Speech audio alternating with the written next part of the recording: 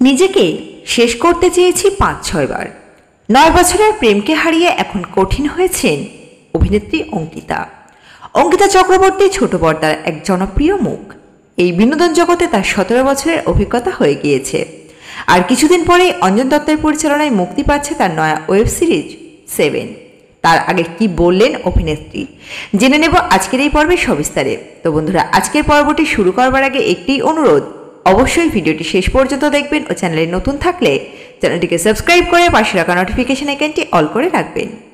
ইষ্টিকুটুম ধারাবাহিকে কমলিকা ওরফে অঙ্কিতা চক্রবর্তী দেখতে দেখতে এই বিনোদন জগতে ১৭টি বছর কাটিয়ে ফেললেন। নানা ধারাবাহিকে নানা চরিত্রে দেখা গিয়েছে তাকে। এখন তাকে ইন্দ্রাণী ধারাবাহিকে দেখা যাচ্ছে নাম ভূমিকায়। অন্যদিকে মুক্তি পেতে চলেছে তার নতুন ওয়েব সিরিজ 7। এই ওয়েব সিরিজের পরিচালনা করেছেন পরিচালক অঞ্জন দত্ত। 7 সিরিজে অঙ্কিতাকে দেখা যেতে চলেছে একটি অত্যন্ত গুরুত্বপূর্ণ ভূমিকায়। এই সিরিজ মুক্তি পাওয়ার আগে তিনি নানা বিষয়ে নিজের মতামত জানালেন আনন্দবাজারকে। এটাই প্রথমবার নয় যখন অঞ্জন দত্তের সঙ্গে কাজ করেছেন অঙ্কিতা। তিনি পরিচালক অঞ্জন দত্তের সঙ্গে 5টি কাজ ইতিমধ্যে করে ফেলেছেন। এটি 6 নম্বর কাজ। তার সঙ্গে কাজ করার অভিজ্ঞতা কেমন অভিনেত্রী?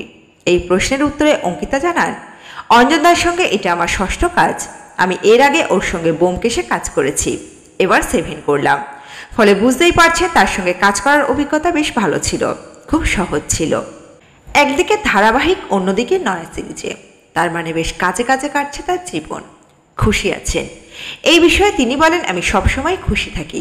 আমার হাতে কাজ থাকলেও যেমন আমি খুশি থাকি, তেমনি না থাকলেও কোনো দুঃখ থাকে না।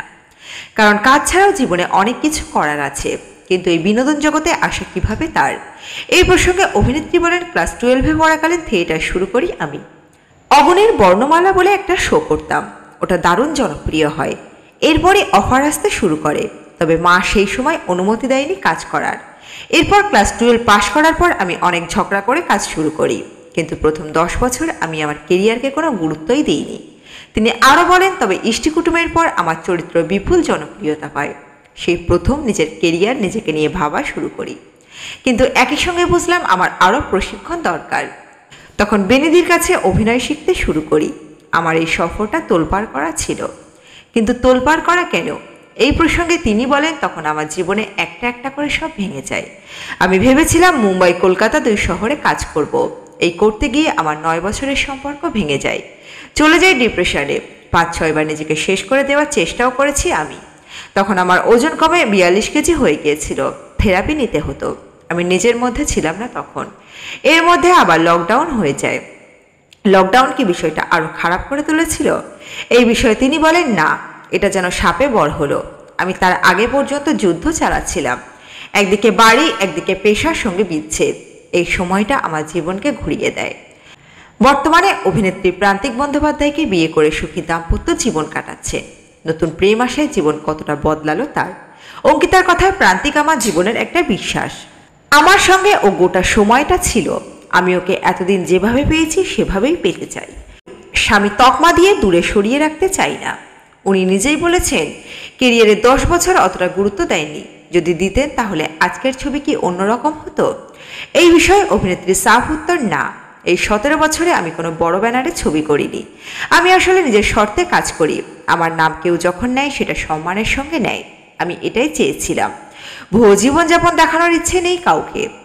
অন্যের থেকে বিলাসবহুল ফ্ল্যাট, গাড়ি পাওয়া থেকে সিরিয়াল করা, টাকা জমিয়ে ভালো কাজ করা অনেক ভালো। আমি এখনও ভাড়া বাড়িতে থাকি। প্রতিটা জিনিস নিজের টাকায় কেনা আমার। আমি আমার জীবন, কেরিয়ার নিয়ে গর্বিত। তো বন্ধুরা, এই পর্বে ছিল এতটুকুই।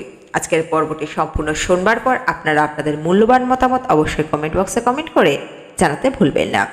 ভিডিওটি শেষ পর্যন্ত দেখবার জন্য সকল দর্শক বন্ধুকে অসংখ্য ধন্যবাদ। দেখতে থাকুন, চোখ রাখুন অজানা গল্প চ্যানেলে।